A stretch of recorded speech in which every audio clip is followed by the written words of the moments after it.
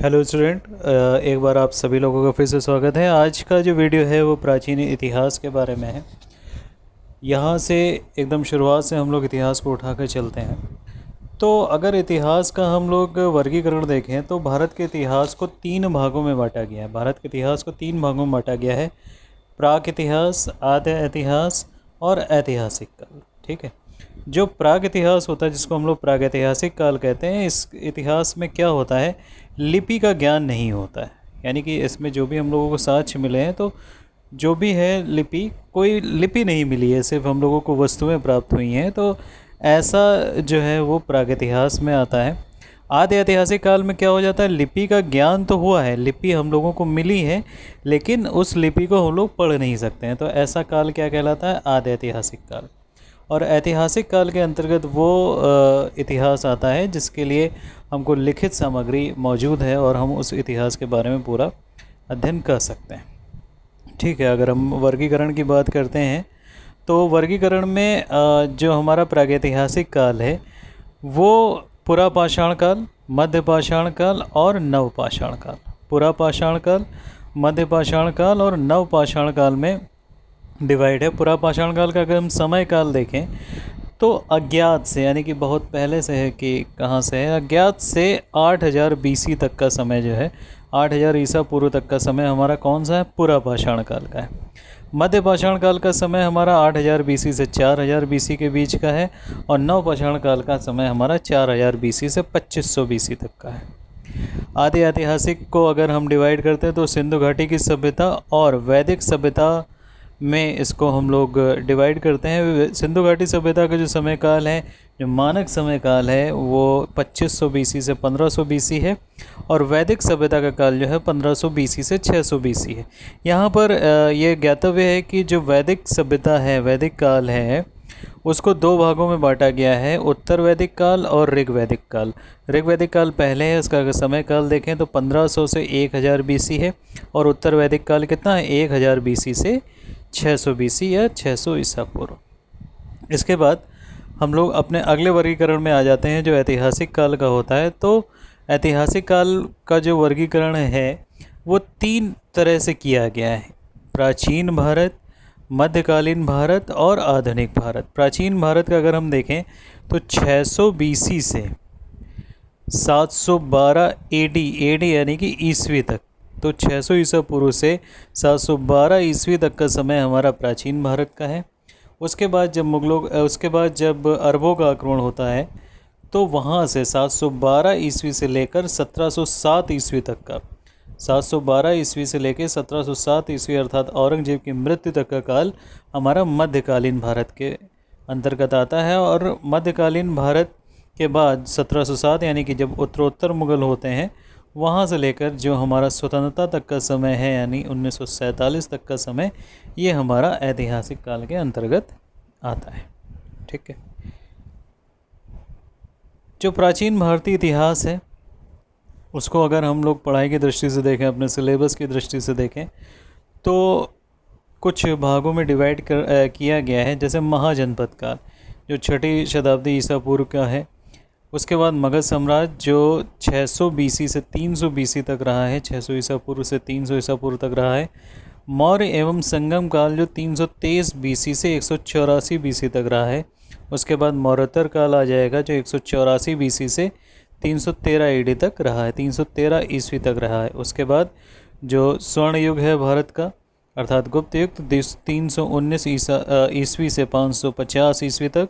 और गुप्तोत्तर युग और हर्षवर्धन काल जो 606 ईस्वी से 647 ईस्वी तक का है। तो ये हमारा डिवाइडेशन था, किस तरीके से प्राचीन भारतीय इतिहास को हम लोग तिथि के अनुसार डिवाइड करेंगे।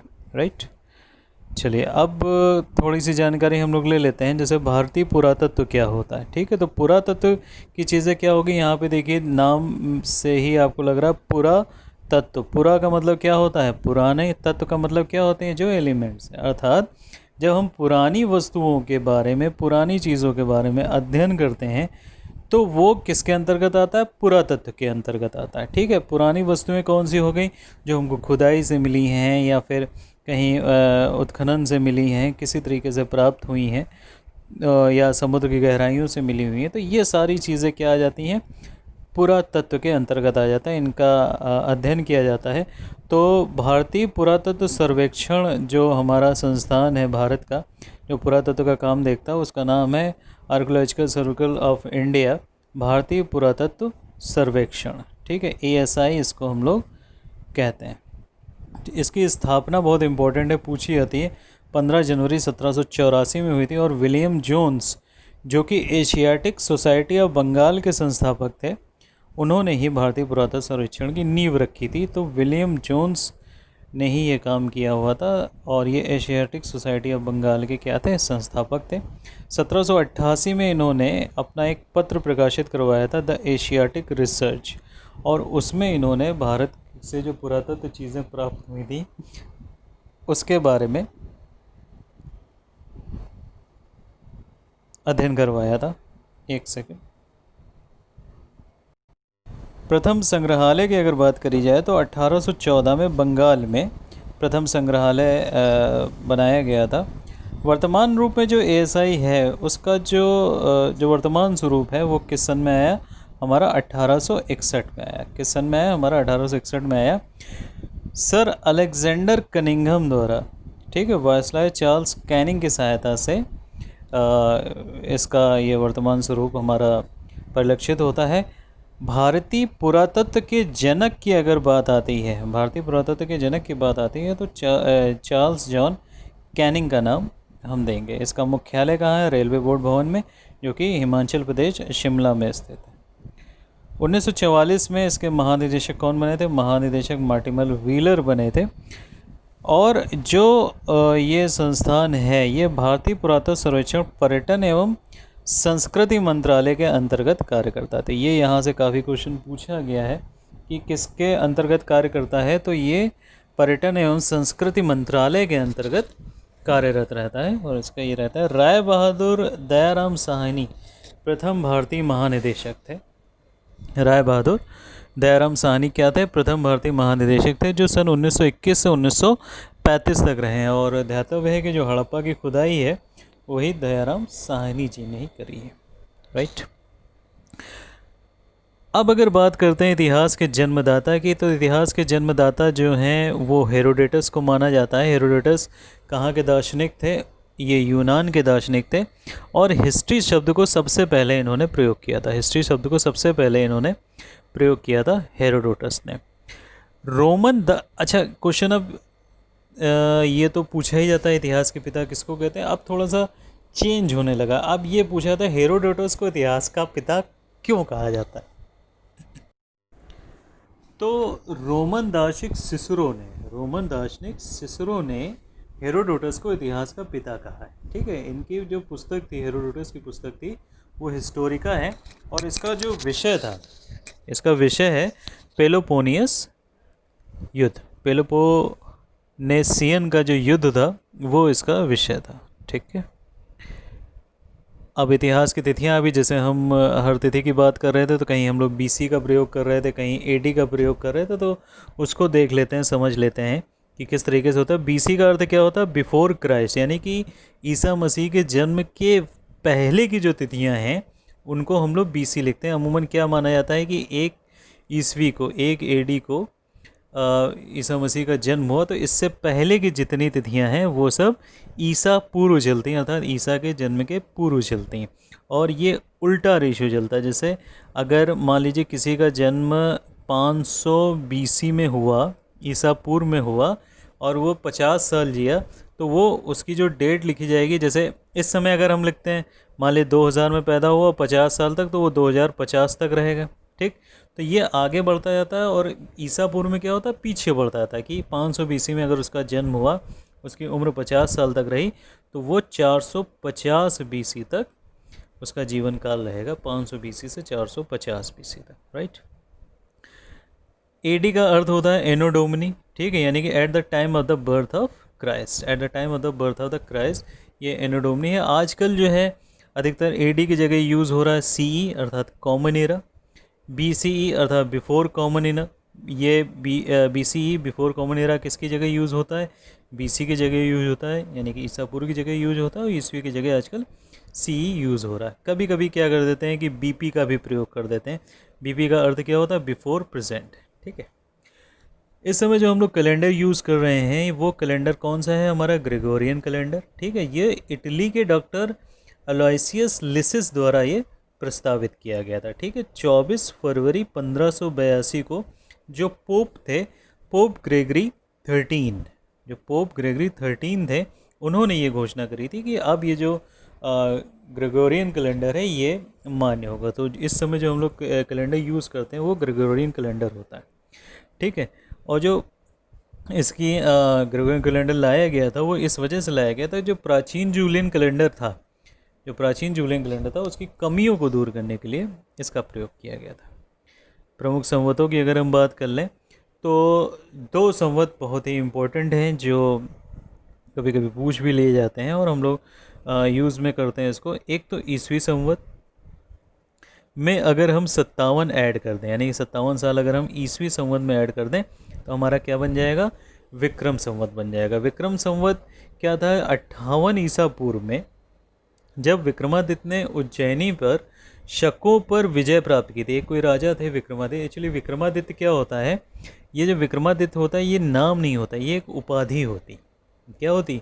एक उपाधि होती है जो अब तक 14 राजाओं ने इतिहास में ग्रहण करी है। विक्रमादित्य की उपाधि, अंतिम राजा जो विक्रमादित्य की उपाधि ग्रहण करने वाला था वो था हेमू। ठीक है। हेमचंद्र गुप्ता। ठीक है। हेमू जिसका अकबर के साथ युद्ध हुआ था।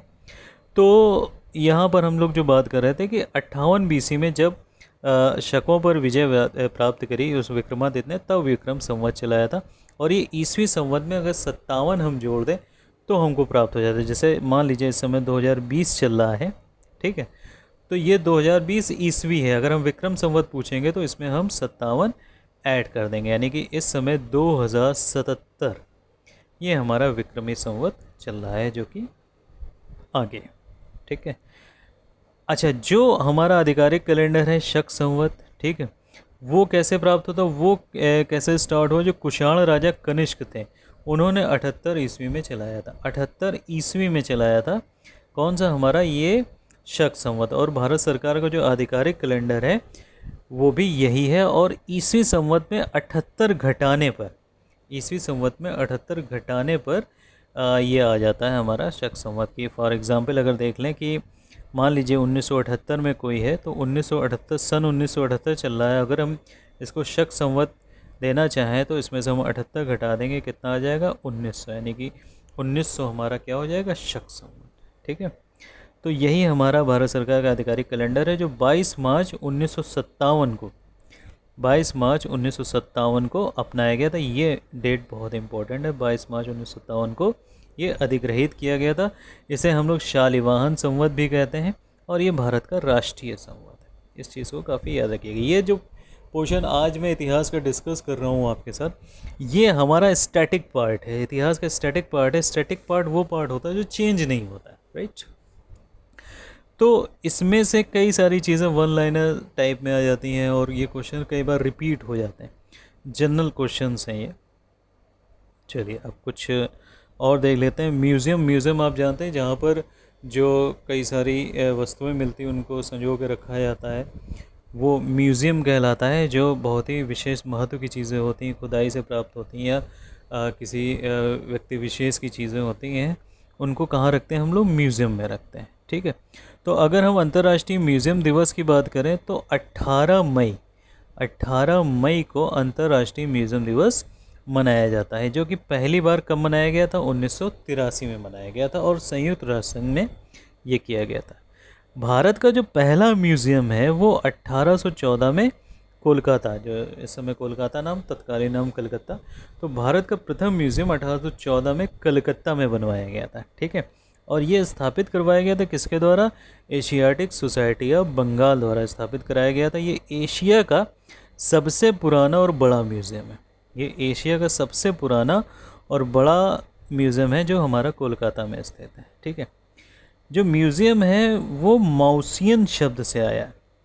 म्यूज़ियम जो है वो माउसियन शब्द से आया है। इसका अर्थ क्या होता है? एकांत में अध्ययन करने वाला मंदिर।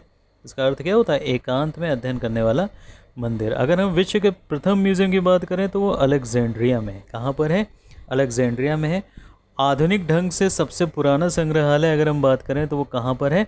ऑक्सफोर्ड में है और 1679 में इसकी स्थापना हुई थी। सबसे बड़ा म्यूज़ियम, देखो यहाँ पे दोनों में अंतर है। ये एशिया का सबसे पुराना व बड़ा म्यूज़ियम था और ये जो बात हम कर रहे हैं सबसे बड़े म्यूज़ियम की बात कर रहे हैं, राइट। तो जो सबसे बड़ा म्यूज़ियम है वो American museum of natural history, American museum of natural history है, जो 1874 में ये बना था, ठीक है। इसके अतिरिक्त एक फाल्टेस म्यूज़ियम है जो बहुत इम्पोर्टेंट है और बहुत ही महत्वपूर्ण अपने आप में ऐतिहासिक महत्व रखता है। वो जर्मनी के बर्लिन में है और 1830 में ये स्थापित किया गया था, ठीक है। अब कुछ समय है, जो समय शब्दावलियाँ हैं उनको हम लोग देख लेते हैं। सिल्वर जुबली अगर कोई 25 वर्ष कंप्लीट कर लेता है, ठीक है, या कोई भी इवेंट होता है या कुछ भी होता है, तो 25 वर्ष अगर हो जाते हैं उसको तो हम सिल्वर जुबली कहते हैं उसको। अगर वो 40 वर्ष कंप्लीट कर लेता है तो उसको हम रूबी जुबली कहते हैं।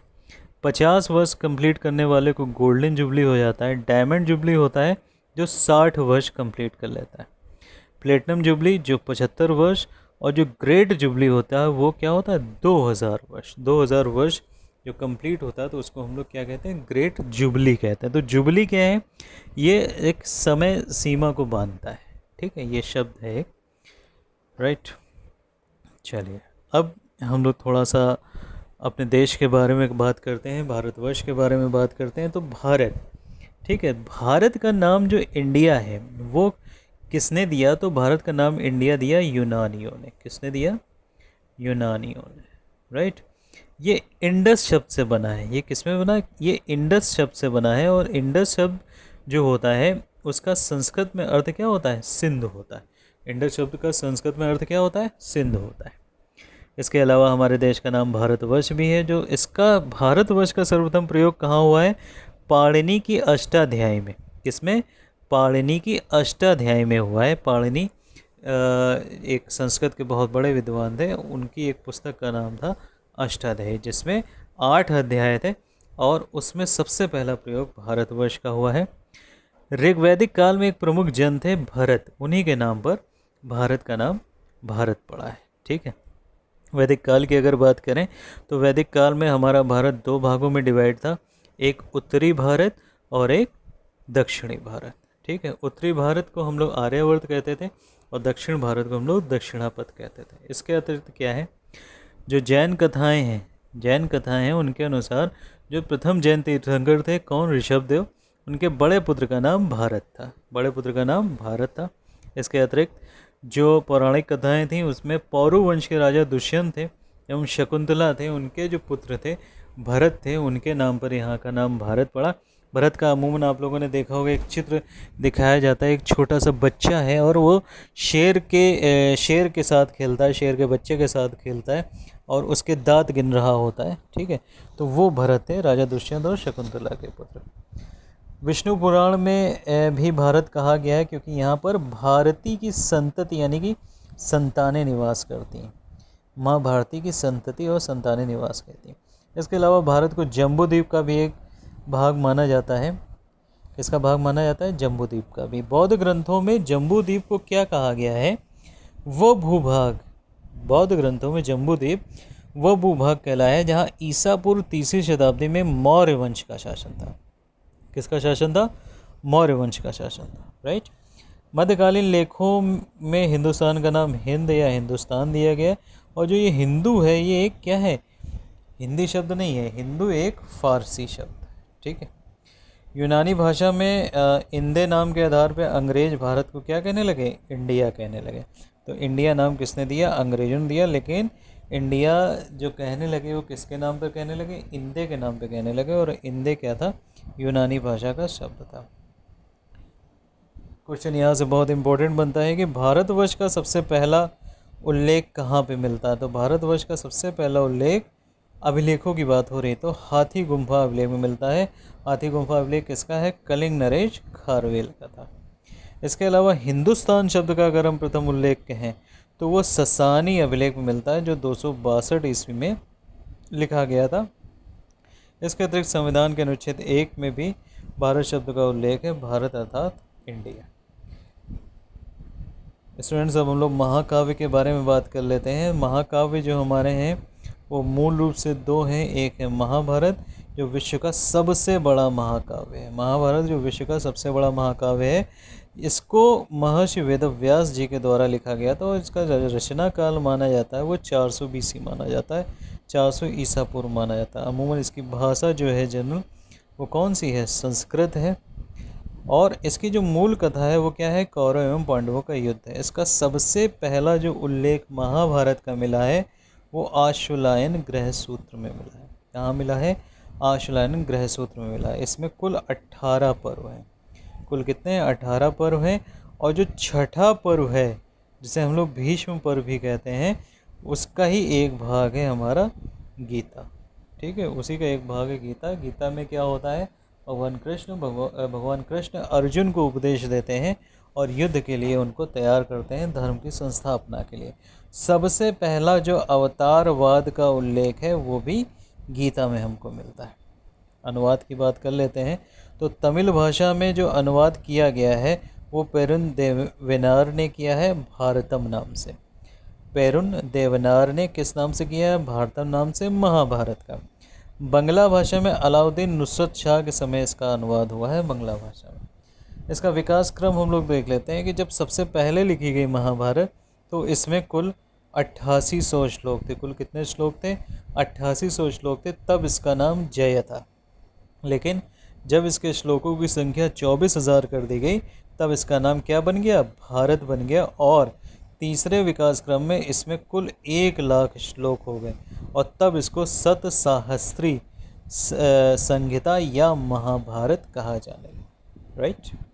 इसके बाद हम लोग आ जाते हैं रामायण पे। रामायण के रचयिता कौन है? महर्षि वाल्मीकि हैं, सभी लोग जानते हैं। इसमें 7 कांड हैं, 500 सर्ग हैं और 24,000 श्लोक हैं। इसकी रचना का काल भी 400 ईसा पूर्व के आसपास माना जाता है और भाषा इसकी भी संस्कृत है।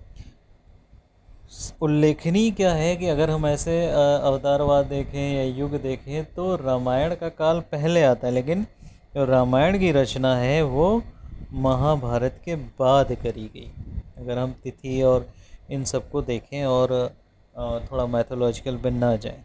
अनुवाद की बात कर लें तो तमिल में चोल शासक कुलोत्तुंग के समय कवि कम्मन, बहुत इम्पोर्टेंट क्वेश्चन है, कवि कम्मन ने रामायण का अनुवाद किया था। किस नाम से? रामावतारम के नाम से।